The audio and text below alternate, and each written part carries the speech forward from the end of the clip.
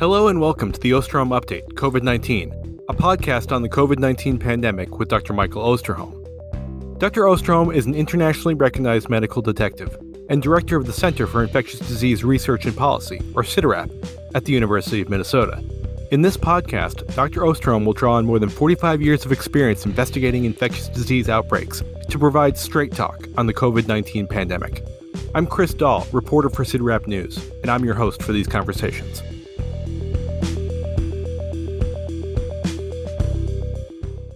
Welcome back, everyone, to another episode of the Osterholm Update podcast. As we near the end of April, U.S. COVID-19 cases are climbing once again, but in many respects, the pandemic trends are positive. The increase in cases appears to be a fraction of what we saw with the initial Omicron wave. Hospitalizations remain at their lowest level since the early days of the pandemic, and COVID-19 deaths continue to decline. While there's no guarantee those trends will continue, there is hope in some quarters that the country is entering an era in which COVID is much more manageable. That will be one of the topics of discussion here on this April 28th episode of the podcast, as we assess the state of the COVID-19 pandemic in the U.S. and around the world. We'll also provide an update on the Johnson & Johnson vaccine, talk about the Biden administration's effort to make COVID-19 treatments more available, answer a COVID query about the fourth dose of COVID-19 vaccines, and share the latest Beautiful Place submission from one of our listeners. But before we get started, as always, we'll begin with Dr. Osterholm's opening comments and dedication.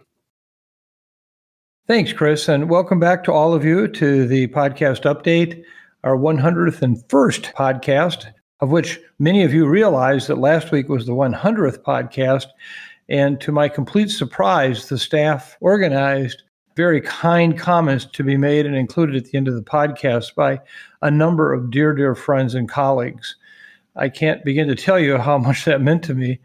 It was one of those tear-jerking moments, and that absolutely was solidified when the very final comments came from my grandkids and family.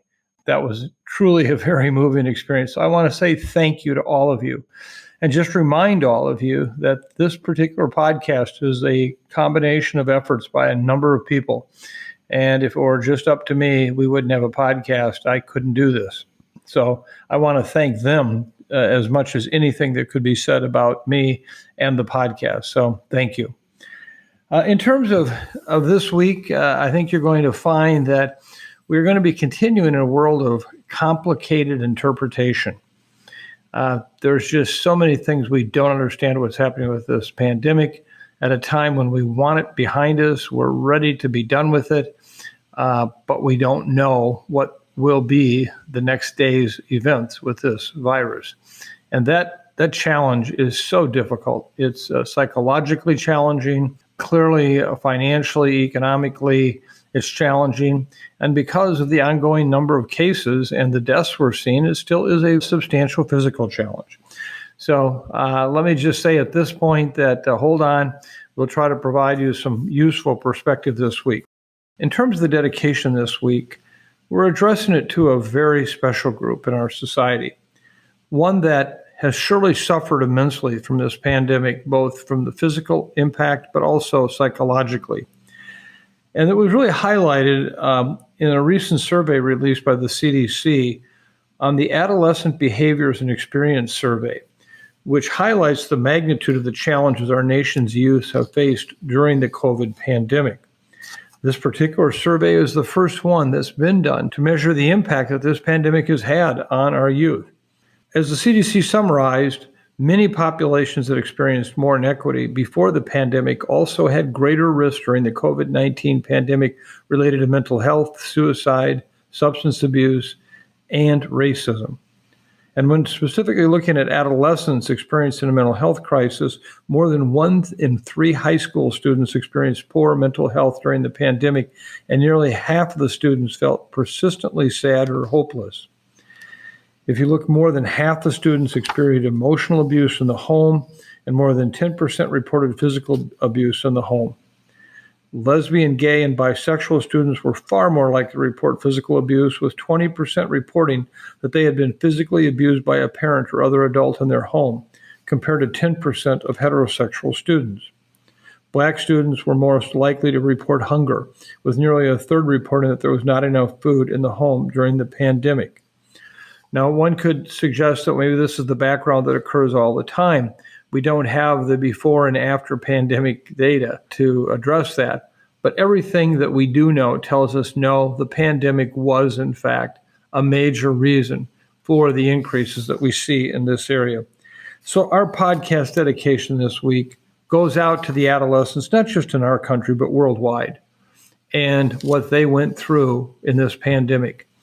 So we are thinking about you, and we hope for the best for you in the days ahead. Now, in terms of moving on, this is that highlight period for me in the podcast, what some would call the silly moment that Mike has to have. And that is, it is getting really light out there. Today, we will have 14 hours and 8 minutes and 7 seconds of sunlight in Minneapolis, St. Paul. That's 20 minutes more than it was just 1 week ago with 13 hours, 48 minutes and 7 seconds. Boy, I love these long days. Now, don't forget also that we've gained 5 hours and 19 minutes of sunlight since the winter solstice in December. And we're marching forward to that June 21st date, and I can't wait. And for all of those who live in the Southern Hemisphere, as I say weekly, we are sending this down to you as best as we possibly can. Mike, let's take a quick look at the international situation. And let's start once again with China, where it appears Chinese officials are trying to avoid a Shanghai-style lockdown in Beijing. Is this a sign that the government there is realizing that zero COVID is not sustainable? Well, Chris, let me just start out by saying that the recent news of cases in Beijing are ultimately just the latest example of where China stands in this game of cat and mouse on steroids. Clearly, a lot of the attention has been on Shanghai, which makes sense with what's been happening there. And we're seeing the situation in Beijing generate more and more headlines. But the country's battle with this virus aren't limited to those two places alone. In fact, if you look at the numbers reported out of China on Tuesday, there were locally transmitted cases identified across a total of 3 municipalities, 2 being in the Shanghai area and Beijing, of course. But in addition, 15 provinces. As expected, most of the country's activity is still being reported out of Shanghai, where more than 500,000 cases and 190 deaths have been documented since early March. I will repeat, as I do every week, I do not have much faith in these numbers coming out of China. And for lack of a better way to say it, I think they're cooking the books. However, seeing these daily updates and new cases popping up in so many different parts of the country just highlights what they're up against. In the past, I've likened it to a high-stakes game of whack-a-mole. And while that's still the case with Omicron, it almost feels like the playing surface is quadruple in size and someone just really sped up the game. But to get back to your question, Chris, I have to say that China's response to the outbreak in Beijing, at least as of right now, doesn't offer up any signal that the country wants to acknowledge its position relative to this virus, at least not publicly. Instead, I think their response really just lends support to the notion that they're quite faithfully committed to their pursuit of zero COVID. However, although this commitment is evident and has been emphasized by the lengths they're willing to go to prevent cases, even if it means accepting the humanitarian issues and economic hits that emerge, it's only a matter of time before the virus wins out. At this point, we know it's not going to go away in China. So once again, that raises the question, what's the end game for China? Do they keep at it until the costs become too much to bear for the leaders there? Clearly, the costs are already building up. With hundreds of millions of residents in some form of lockdown, one can imagine that there are plenty of instances where people are suffering mentally, emotionally, and physically. And as we've seen in Shanghai, people don't like being left to wonder when the next time they'll be able to leave their home is, when their next meal will be, or how their loved ones, even they themselves, will get appropriate care for their serious chronic medical issues. Well, with Beijing's outbreak, the approach from officials is essentially the same. In fact, in an attempt to try and avoid what's been happening in Shanghai, they seem to be wasting no time in showing their commitment to stamping out cases. With Beijing reporting a growing number of cases over the past week, the city has already announced mandatory testing for most of its nearly 3.5 million residents living in just one city district, where most of the cases have been documented to date have been told to stay home. Seeing that, all of this has been rolled out in response to a total of just 70 cases over the course of several days' time, or at least 70 reported cases. Some might wonder why they've turned to such widespread measures instead of starting with a more targeted approach. Well, if you take a look at the early days of the Shanghai outbreak, that targeted approach is exactly what was attempted there. Then, by the time officials there realized it wasn't stopping transmission, they turned to more widespread and disruptive measures, many of which are still in place today and have been for months. So, with Beijing, it looks like they're hoping earlier use of a more wide-scale approach will contain the fire while still smoldering rather than waiting for it to reach the brush. And if your goal is zero COVID, that makes sense. They want to jump onto it quickly and ideally, if they can, contain it, relaxing some of the measures that have been taken to date.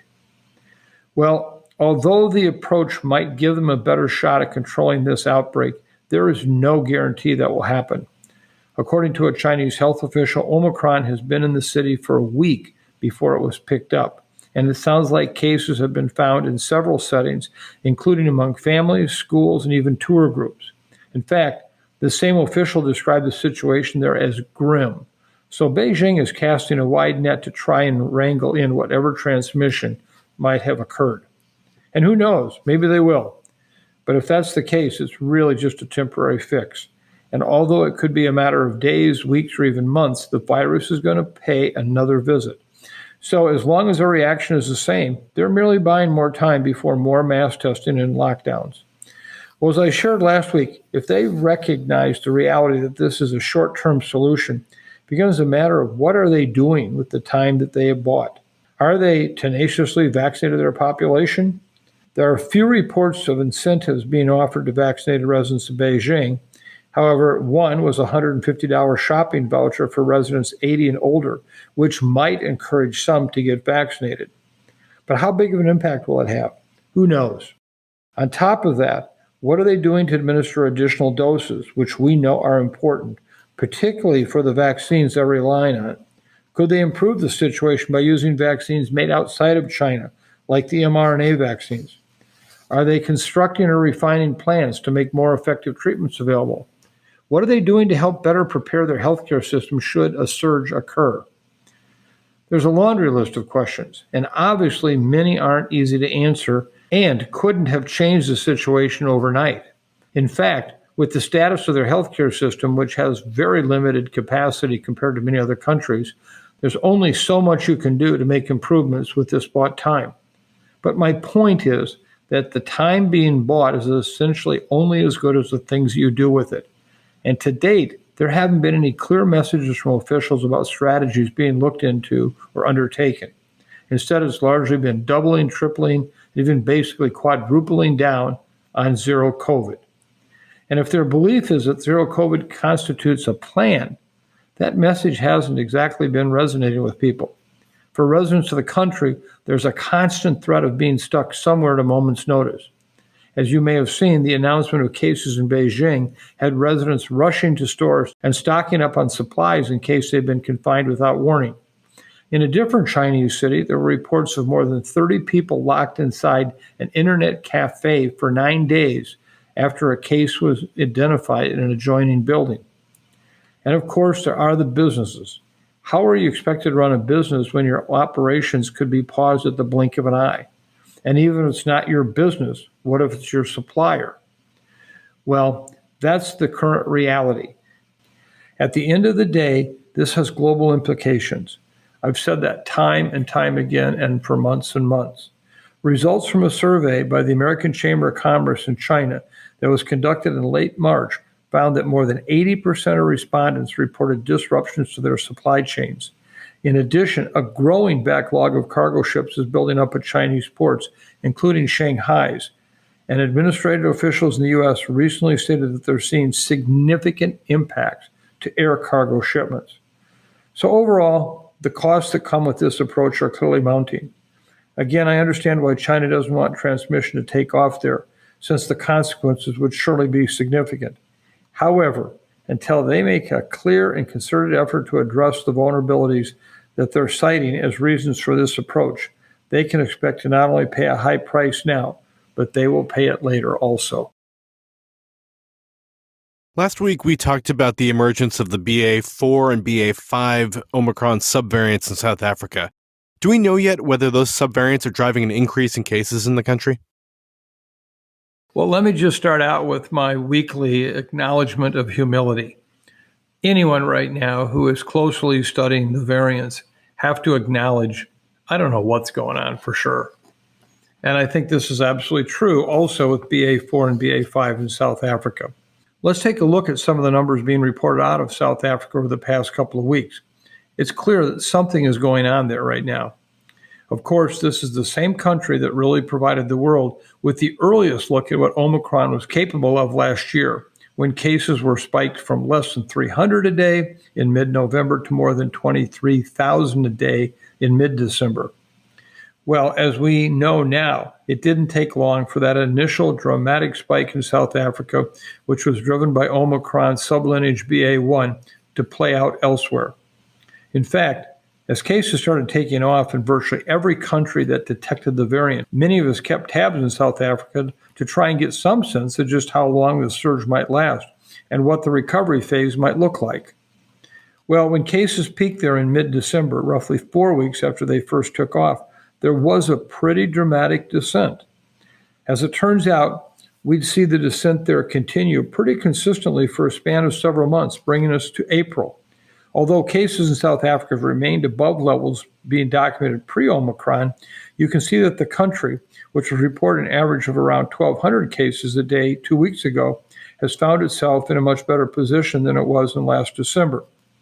Well, since April 13th, cases in the country have now been back on the rise. And as of this Tuesday, the daily average has climbed to 3,250 cases a day, more than doubling in a week's time. Of course, the latest total still places South Africa in a position where things remain well below levels reported in previous peaks. But the fairly sudden reversal, coupled with rising test positivity that went from less than 8% early last week to more than 19% as of this Monday, has garnered some real attention. In particular, if you look at sequencing data from the country, you can see that this reversal has occurred around the same time that BA4 and BA5 sublineages of Omicron became dominant there.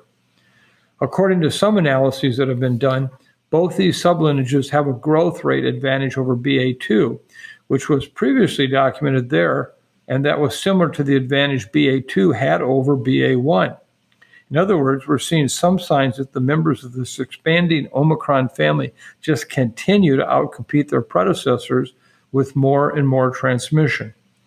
However, it's still a little too early to know exactly what is giving BA4 and BA5 this advantage in South Africa.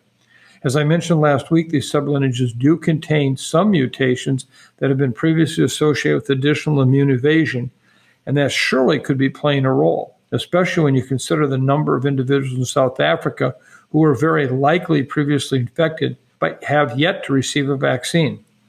Again, this is a country where just 31% of the population are fully vaccinated, and less than 5% have received an additional dose. So any improvements made to the virus's immune evasion properties could be heightening the risk of infections. But we're still waiting to see more data on these sublineages to get a better sense of what's happening.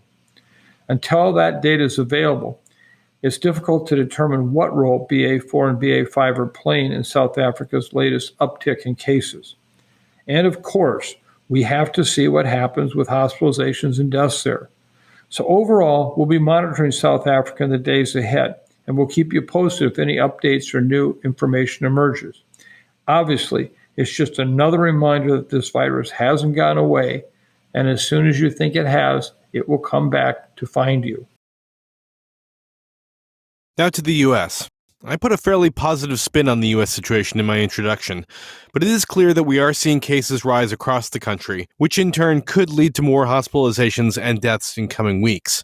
In an opinion piece for CNN, White House COVID-19 response coordinator Dr. Ashish Jha called it a complicated moment. Do you agree? I completely agree. It is very complicated. Overall, the U.S. has seen a 53% increase in cases, now averaging just under 49,500 cases per day as of Tuesday, with 68% of these cases being BA2 and 29% being BA2.12.1. It seems we may be heading into a wave of cases fueled by BA2.12.1, though it's unclear how big this wave will be. 42 states and Washington, D.C. have seen an increase in COVID-19 cases in the past 2 weeks. Last week, only 21 states and Washington, D.C. were seeing increases from 2 weeks prior. As of Tuesday, 22 states had over a 50% increase in cases in the last 14 days. 20 states in the District of Columbia are seeing at least 15 cases per 100,000, up from 14 states last week. Vermont is seeing the highest daily case average of 46 cases per 100,000, followed by Rhode Island and New York at 34 and 33 cases per 100,000, respectively. Now, we have to remember, however, if we look at what's happening in terms of cases, one, this is difficult to interpret because of the inability today to test many individuals by PCR. And when people test at home with lateral flow tests, we surely are not finding out about these results. So if anything, these numbers really represent an underestimate of what's happening with clinical cases. That's why, as you know, I have continued to look much more closely at hospitalization data, realizing it's a late indicator, but it gives us the best understanding, I think, of what is happening in our community. As of Tuesday, just over 15,600 people were hospitalized with COVID-19 in the U.S., up 4% of the past 14 days. 24 states are also seeing increasing hospitalizations, but as I've mentioned over the past several weeks, these numbers are still relatively low. Overall, the U.S. hospitalization rate is about 5 per 100,000. Now, to give you some sense of what I'm talking about, during the peak of Omicron in the United States, we were talking about 159,000 people being hospitalized at any one time. On April 17th, we're talking about 13,000, and now this past Tuesday, 15,600. So I think you can see that the numbers, even with some increase, are still very, very low compared to just what we saw a few months ago. And we mustn't forget that when we talk about some numbers doubling or tripling. Even though cases and hospitalizations are up, deaths are still continuing to decrease, down 32% compared to 2 weeks ago, with an average of 363 daily deaths. 15 states have seen increases in the last 7 days, rolling average of daily deaths per 100,000 residents, but these numbers are also very, very low. Let me just remind you that during Omicron, we actually hit about 2,700 deaths a day. But I do want to put into context this 363 daily deaths. That sure is a lot less than 2,700.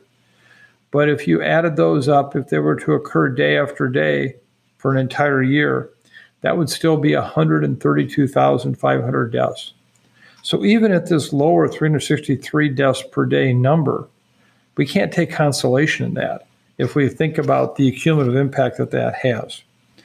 Despite the fact that deaths are currently decreasing, a few important reports released in the past week have highlighted the death toll that COVID has taken in the U.S. and how many cases could have been avoided. The first is a report that was released by CDC on Friday that declared COVID-19 as the third leading cause of death again in the U.S. in 2021, only behind heart disease and cancer. It was the underlying cause of death in 415,000 deaths, or 13% of all deaths. In 2020, it was the third leading cause of death, making up 10%. These numbers do not include deaths in which COVID-19 was a contributing factor, only those for which COVID was the primary underlying factor. Another CDC report released Friday explained that the racial and ethnic disparities in age-adjusted death rates narrowed from 2020 to 2021. They credited this narrowing to vaccination and other preventive measures and interventions. The last important report that was put out by a group was from Peterson Kaiser Family Foundation. As we see daily deaths decline, we are still moving towards a devastating milestone in the pandemic. Since the beginning of the pandemic, we have lost almost 1 million lives to COVID in the U.S. The Peterson KFF group have analyzed how many deaths could have been prevented by vaccines. Their analysis concluded that approximately 234,000 deaths from June 2021 through March 2022 could have been prevented with vaccination. Let me repeat this. This deserves repeating. The Peterson KFF group analyzed how many deaths could have been prevented by vaccines. Their analysis concluded that approximately 234,000 deaths from June 2021 through March 2022 could have been prevented with vaccination. This is 60% of the deaths since vaccines became widely available and a quarter of all deaths since the start of the pandemic. Their analysis only considered deaths that occurred after vaccines were available to all adults in the U.S., and they also excluded children from their analyses. This limited their analysis to 389,000 total deaths, which they then narrowed to include only deaths among unvaccinated adults using CDC data on deaths by vaccination status. It is important to note that they acknowledge that not all deaths could have been prevented with vaccines. These vaccines are not perfect. They are not 100% effective. No vaccine is. Their analysis also took into account the declining vaccine efficacy over time, from 91% to 79% effective over several months. While there may be some limitations in this analysis, 234,000 lives lost that could have possibly been saved with vaccination is an incredibly large amount that just simply cannot be ignored. Mike, the Biden administration announced this week that it's going to make COVID-19 antiviral treatments more widely accessible to the U.S. public. To date, the rollout of drugs like Paxlovid has turned out to be more complicated and less efficient than many had expected. Will getting this drug into more pharmacies help? Chris, my short answer to the question is getting the drugs into more pharmacies is absolutely essential. But I think it is very important to understand that we also have to turn these pills into prescriptions, and people have to take them at the right time relative to the status of their infection. And that makes this a complex situation. I want to acknowledge that we've discussed some of the opportunities and challenges of rolling out oral antiviral therapies on the podcast back in February on episode 91. As a recap, some of the largest barriers to uptake that I've noted were the ability to find treatment in a nearby location, access to primary care, availability of highly sensitive tests, and provider and patient knowledge on eligibility. We've seen some improvements in these factors since February. Bloomberg reports that the use of oral antivirals in the U.S. jumped from 103% between March 27th and April 10th. The announcement from the White House this week also gives us some promising direction. The most notable theme here seems to be that at this moment in time, we have the supply of these therapeutics. We just need to be strategic about getting them to patients who need them. This latest announcement from the Biden administration first addresses the issue raised around availability of treatment at a nearby pharmacy. The announcement states that they will be doubling the number of locations that have oral antivirals available. There are currently around 20,000 sites with these medications, including pharmacies, community health centers, hospitals, and VA clinics. Starting this week, the administration is now allowing all pharmacy partners in the federal antiviral pharmacy program to order antivirals directly from the federal government. This should increase the number of sites to more than 30,000 locations. Health and Human Services plans to increase these partnerships to 40,000 locations in the coming weeks. The second barrier I mentioned contributing to low uptake of antivirals was access to primary care. This is relevant for a number of reasons, particularly since access to these medications requires a prescription from a medical professional such as a physician, an advanced practice RN, or a physician assistant. The White House launched a test-to-treat program this past March in pharmacies and clinical settings, currently with about 2,200 locations. These sites offer testing and consult with a medical provider who can prescribe antivirals in a combined location. The announcement from this week notes a commitment to expand the number of these sites available. The test-to-treat program also gets at our third barrier, access to highly sensitive testing. The final barriers surrounding provider and patient education are also touched on in this announcement. The administration plans to increase guidance and tools to medical providers on utilizing antivirals effectively. They also committed to increasing communication to the public about the safety and efficacy of these treatments. On Monday, CDC issued a health alert network, or we call a HAN, health advisory, that gives providers, public health departments, and the public updated information on availability and the use of outpatient COVID-19 treatments. Overall, these are some very positive developments. However, we still have considerable work to do, especially considering the significant health disparities in this country and across the globe. The Test to Treat program does offer free testing and medication. However, clinics administering the program can charge for a medical consult, sometimes upwards of $100. This is without mentioning the barriers to booking an appointment online, transportation to the appointment, and other factors that disadvantage those in rural areas with disabilities or those whose primary language is not English. WHO expressed concerns this past week that, similar to the vaccine rollout, low and middle income countries will be pushed to the end of the queue when it comes to accessing these treatments. Like all public health issues, with COVID therapeutics, we need to have health equity at the front of our mind, not as an afterthought. Our next few questions here are going to be about vaccines, and we're going to start with the Johnson & Johnson vaccine. Many people who received the J&J vaccine, including those in our audience, have been frustrated with the scarcity of information about efficacy and lack of guidance on booster shots. So, Mike, what do we know at this point about the levels of protection offered by the J&J vaccine, how long that protection lasts, and what the booster guidance is for people who received it? Well, first of all, let me offer an apology to our listeners. 2 weeks ago, I noted that we'd be covering the J&J vaccine last week. And then, in fact, we were still looking for additional data that we wanted to share with you to complete the picture, and what was not available at the time of our recording last week. But we should have told you that we weren't going to cover it when we said we would. So I apologize. It's here today. We've tried to get you the latest and the best information.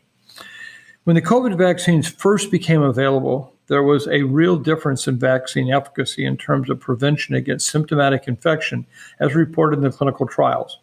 We saw that the mRNA vaccines had over a 90% efficacy, while the J&J vaccine was about 65% effective at preventing symptomatic infection. But over time, what was originally perceived to be underwhelming performance by the J&J vaccine has shown to be more equivalent, or even offer some advantage over mRNA vaccines in terms of long-term protection or durability. During the Delta surge in August and September of 2021, breakthrough infections were higher among those who got the J&J vaccine compared to those who received the mRNA vaccines.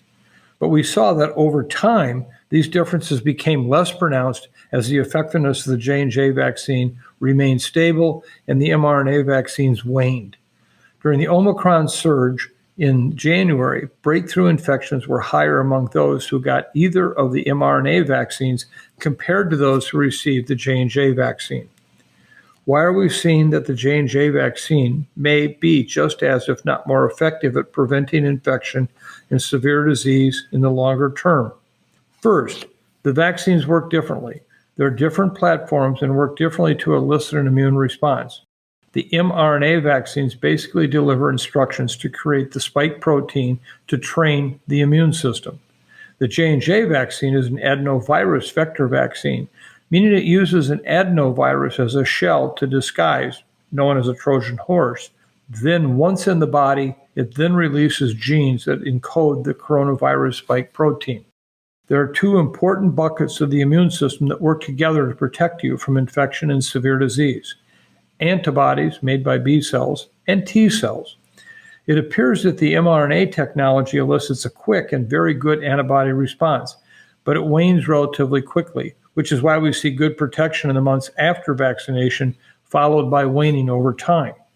CD8 T cells are important to prevent severe illness, so while infection may occur, these T cells protect against severe disease and death. For a variant like Omicron that seems to have evaded much of the antibody protection, the T cells still provided protection against severe disease and death. The good news is that the people who received J&J vaccine look to have good protection for a longer period of time with robust CD8 T cells. Interestingly, There was a preprint recently released that compares the all-cause mortality comparing adenovirus vector vaccines to mRNA vaccines using data from the vaccine randomized controlled trials. The study found that both mRNA and ad vector-based vaccines protect against COVID-19 mortality. And they found that the adenovirus vector vaccines were also associated with lower overall mortality and lower non-accident, non-COVID-19 mortality. As they mentioned in the paper, the phenomena has been observed with BCG, a vaccination against tuberculosis, and other live attenuated vaccines in low-income countries. The prevailing hypothesis being an induction of innate immunity and a reduction in systemic inflammation. But no mechanism has been proven yet. Definitely an area where future research is needed and could actually provide us with an additional benefit of the J&J vaccine, not once considered. So what is the recommendation for people who have received J&J vaccine in terms of boosters? The CDC currently recommends that anyone who received the J&J vaccine as their first dose should get a booster. People are eligible for a second booster if they get 2 doses of J&J Janssen vaccine, with the last dose at least 4 months ago. They recommend that people who received 1 dose of J&J COVID-19 vaccine who want a booster are encouraged to get an mRNA COVID-19 vaccine, either the Pfizer or Moderna. We'll keep a close eye on these recommendations and let you know if there are any changes as more information is learned about the long-term effectiveness of these vaccines and the impact of boosters on vaccine durability. I do believe this may very well end up being the story of the tortoise and the hare, where in fact in the end the J&J vaccine over time may actually provide superior protection, at least as good a protection as the mRNA vaccines. And frankly, I look at this now and I think to myself personally, I wish I had started out with the J&J vaccine with multiple boosters, including either both J&J or mRNA. And I think I might have had actually a better T cell response that in the long term could be very, very important. Speaking of booster doses, that brings us to this week's COVID query, which is from Adam, who's looking for some clarification on your thoughts about a 4th dose of mRNA vaccines. He wrote, "I'm confused about whether to get my 4th shot. I was scheduled for it, but canceled after listening to the April 14th episode, when you stated that data from Israel shows infection rates are lower if you get a 4th dose, but there was no protection after 8 weeks. The study was limited and looked at only those over 60. I'm 55. You suggested that we needed to wait and see as more data is needed. You also mentioned that boosters are not a sustainable approach. But on the April 21st episode, you stated that you're confident that you should get the second booster if you're 50 and older. Can you please clarify this for me?" Well, Adam, thank you very much for your very thoughtful question and for piecing together the different statements that I've made that may appear to be contradictory. And hopefully I can straighten out this discussion because, in fact, they are all consistent. When I was talking about the situation with the 4th dose in Israel, what I was really referring to is clinical illness and the fact that after 6 to 8 weeks, the vaccine appeared not to provide protection against clinical illness. But there was still an important protection that was afforded against severe disease, hospitalizations, and deaths, which in the end, for most of these vaccine questions, is going to become central to what does the vaccine do for us. So I don't want to confuse you about this. I would still tell you to get your 4th dose. But let me just try to summarize the entire complete picture because this is a very important question. I want to make sure that my take-home message is very clear. I fully encourage everyone who is currently eligible to receive a second booster to do so. There's plenty of evidence showing that these additional doses are safe. And though waning immunity is a challenge, it may be much more so in terms of clinical illness, not in terms of protection against hospitalizations and deaths. There, it appears that these boosters, as they're called, actually can play an important role. I have received my second booster dose, and I'm encouraging other people in my life that are eligible to do the same thing. I still believe that even though it's the best thing we have in the short term, it is not a sustainable approach to think of boosting our way out of this pandemic. We clearly cannot expect that we're going to see many people in the public taking additional doses of vaccine every 6 to 12 months. Look at the challenges we have with influenza vaccine. And look at the challenges we've had just getting people to take booster doses for COVID.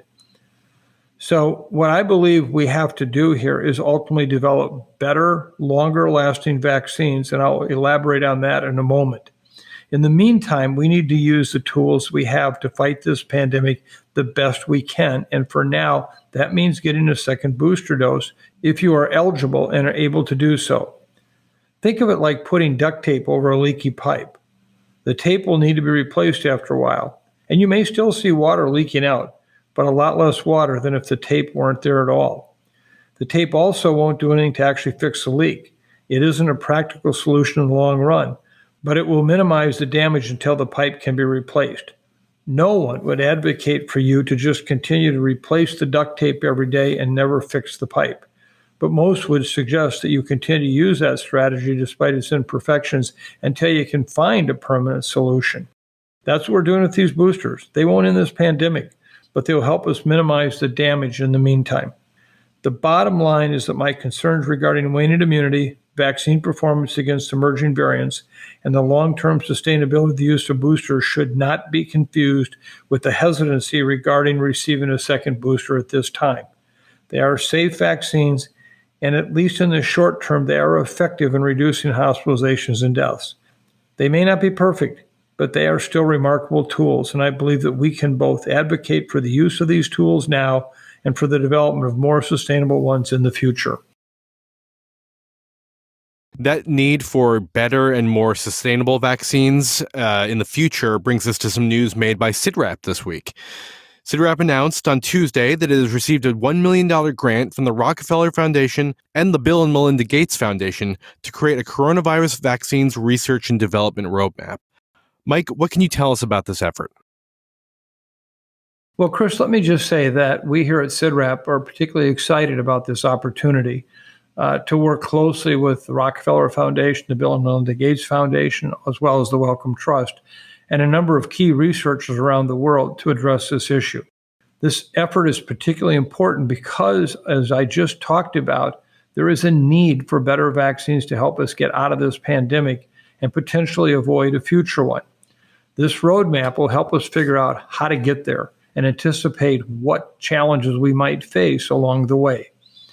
Over the past 2 years, our group at CIDRAP, and particularly under the leadership of Dr. Chris Moore, has developed similar vaccine roadmaps for influenza, Zika, Nipah virus, and Ebola Marburg viruses, and has developed expertise in doing this type of work.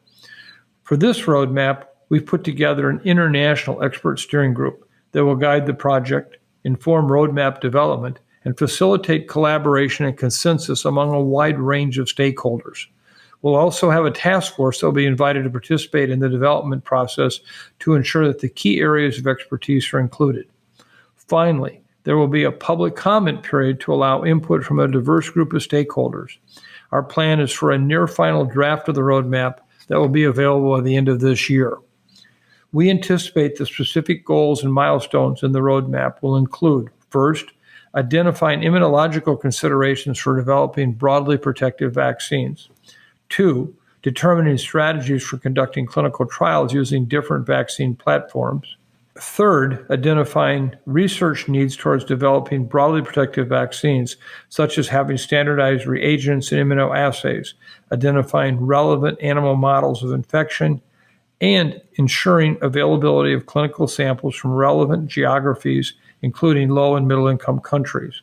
4th, clarifying the ongoing regulatory challenges for future broadly protected beta coronavirus vaccines. And finally, last, identifying issues to address the long-term cost and financing of global coronavirus vaccine programs. The World Health Organization is taking the lead in providing global coordination for research and development related to broadly protective coronavirus vaccines. And our intent is that this roadmap can serve as an additional tool to define research priorities and to make it easier to track progress over time. We aim to clarify specific goals and milestones for R&D to move the process forward quickly and strategically. It's only a matter of time before another coronavirus spills over into the human population. A coronavirus vaccine roadmap will provide a framework for the development of broadly protective coronavirus vaccines to ensure that we are prepared to respond to SARS-CoV-2 variants and the emergence of future coronaviruses with pandemic potential in the future. This project is, in fact, at the very heart of what CIDRAP is all about, merging science and policy, research and development, and economics into a way that we can realize these very, very important tools. Mike, I understand that we have another companion animal-related Beautiful Place submission this week. What can you tell us about it? Well, we have received a number of Beautiful Place submissions around companion animals. I think that we hit a particular sweet spot with this audience several weeks ago when I made the dedication to our companion animals. And so we're going to have a couple more because they really are wonderful and they do reflect such a positive aspect of this pandemic. So this one is from Amy. And she starts out by saying, "Dear Dr. Osterholm, thank you for dedicating this week's podcast to our companion animals. They truly are our sanity for many of us. That was true pre-COVID, but it's been especially true for me now. My beautiful place is at my dog's side. Her name is Cricket, and I would be all alone if I didn't have her. I'm high risk for bad outcome with COVID, and my life has completely changed with the pandemic. I don't think I could do this without Cricket. I don't have family in Minnesota, and my health problems have always made it hard to socialize. I do have good friends and neighbors, but I don't get to see them often. Pre-pandemic, the only people I spent much time with in person were my coworkers, so my job was a source of income, but also companionship. Switching to telecommuting was so hard because of that. My coworkers and I are actually more productive when we telecommute as we have complex IT jobs that require lots of focus. Offices are often too noisy and distracting. I've expanded my skills in ways I simply could not do in the office, and my coworkers and I do collaborate and socialize over Teams, so we get to see each other on video. Still, I miss seeing them in person because being isolated and alone 99% of the time is hard. Human beings are social creatures, and we're not meant to be alone. But alone I am, and now that COVID has come along, I'm even more alone. Cricket likes to sleep during the day while I work. She totally understands when I'm working that it's not time to play. But before work, we snuggle on the couch for a few minutes, and I divide my lunch break, half for me and half to go outside and throw balls for her. She knows when it's time for work to end and comes trotting up to me, a big smile on her face. She goes outside, and if the weather is nice enough, I go with her. I throw balls for her and do a bit of gardening or just relax in the back patio. Then it's time for dinner. I learned a long time ago that Cricket is a homebody. She was a stray and starving the first year of her life, and perhaps that's why she prefers the security of this home we have together. She likes to walk in the neighborhood, but doesn't care about going other places. Last year, I rented a house in Hinckley for a week to spend time hiking in Banning State Park, and she was so terrified the first night she trembled and couldn't sleep until I let her in my bed with me. Normally, she sleeps in her own bed because my health problems make it painful to have a dog plastered against me while I sleep. So I think if you were to ask Cricket, she'd tell you her beautiful place is by my side as well. Here are some pictures of Cricket. We played agility when she was young, and she still loves going over jumps in the backyard. She also loves leaping for balls. As you can see, she's quite athletic. She also has quite a sense of humor and is a little bit of a goofball. She likes to play wrestle with me, but is very gentle with her mouth, so she doesn't hurt me. She's the smartest dog I've ever owned, and she brings much joy to my life. So yes, here's to all the companion animals who bring much to our lives and who ask only for food, a warm bed, and love in return. Amy. Wow. There are a lot of people listening to this that could absolutely relate to this. Amy, thank you for sharing this beautiful place with you and Cricket and us.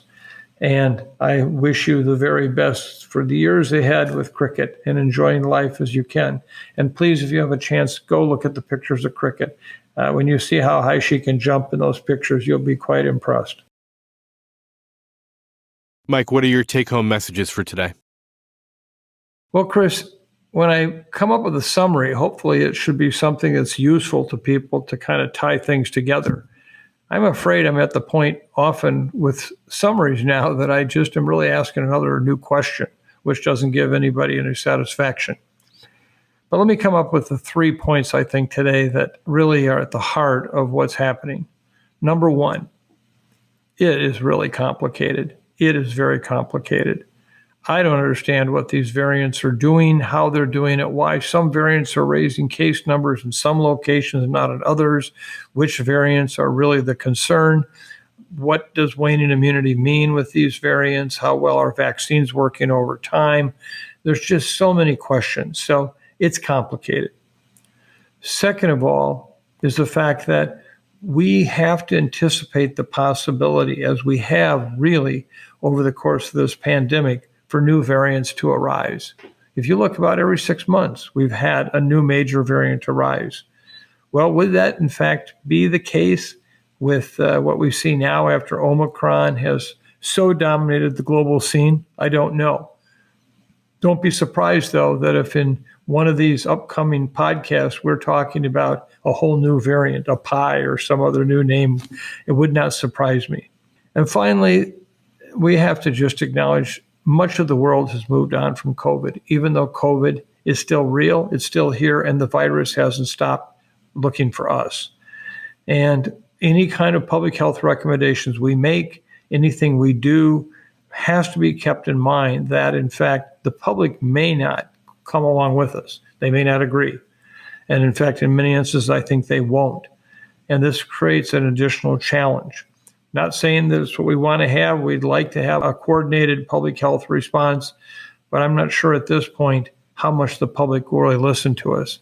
And therefore, what we do and how we do it has to factor that very, very important piece of information into our agenda. And do you have a closing song this week? Actually, I don't, but I have something else. I've been thinking a lot about how we can share the essence of what this experience on this podcast is all about, what we're hoping to do in providing information to you that is useful, that you can use in everyday life, but also a sense of purpose of what are we trying to do during this pandemic to improve our lives, to help others. And I want to tell a story today, a story that is very personal to me because it happened to me.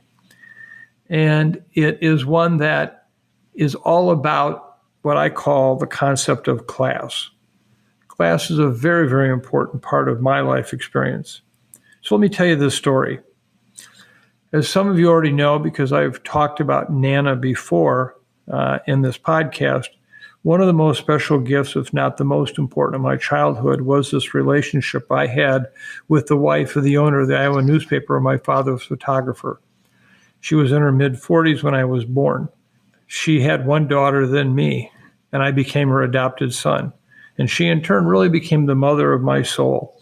Her spiritual DNA is still in every cell of my body, and it helped shape the very values I cherish today.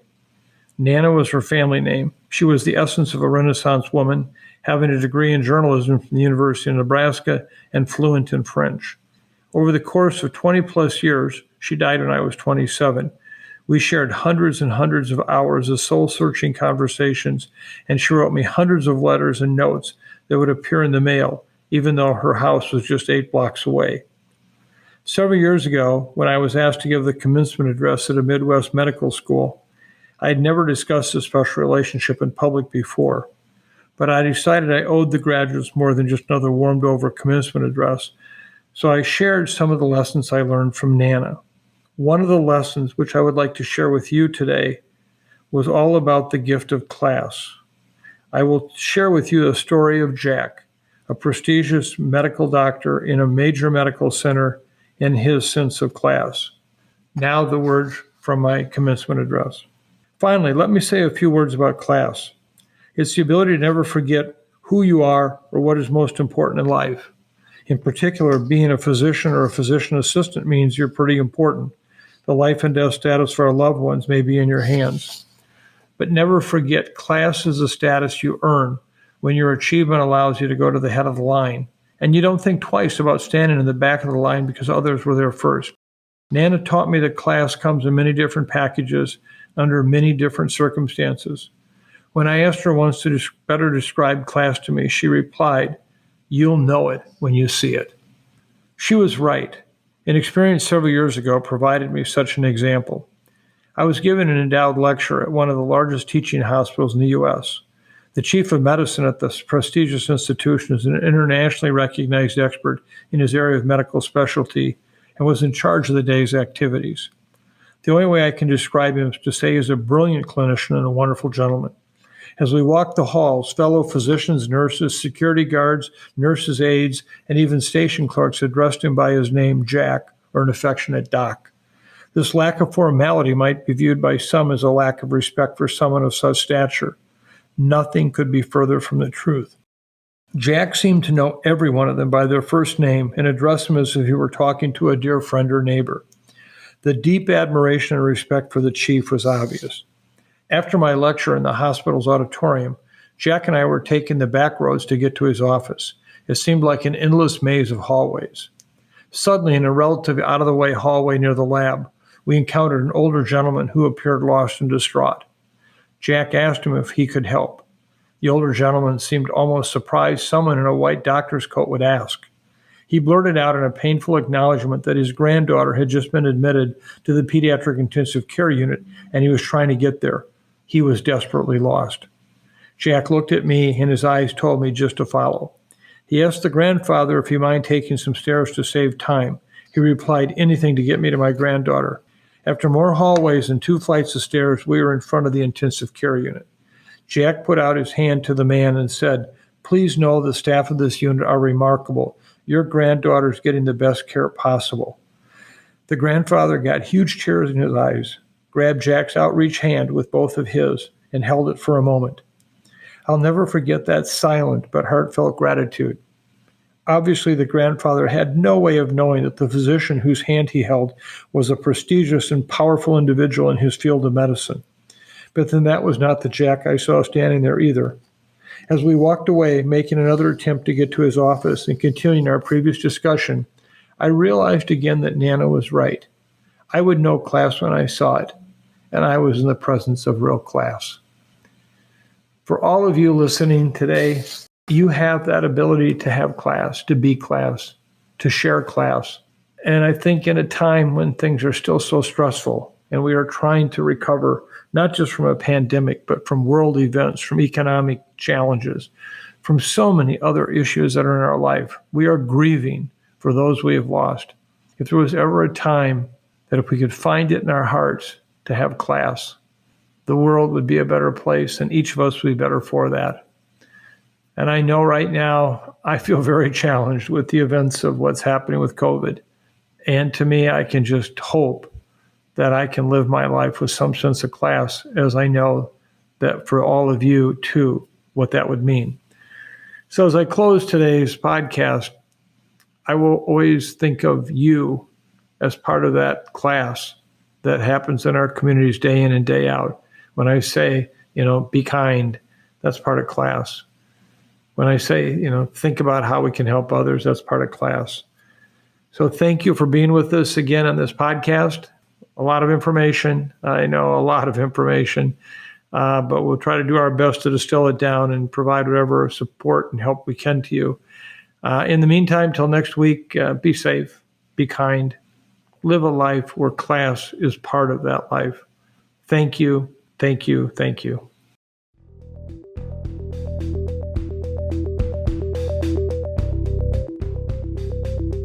Thanks for listening to this week's episode of the Osterholm Update. If you're enjoying the podcast, please subscribe, rate, and review, and be sure to keep up with the latest COVID-19 news by visiting our website, cidrap.umn.edu. This podcast is supported in part by you, our listeners. If you would like to donate, please go to cidrap.umn.edu/donate-now. The Osterholm Update is produced by Sydney Redepenning, Corey Anderson, Angela Ulrich, and Meredith Arpey.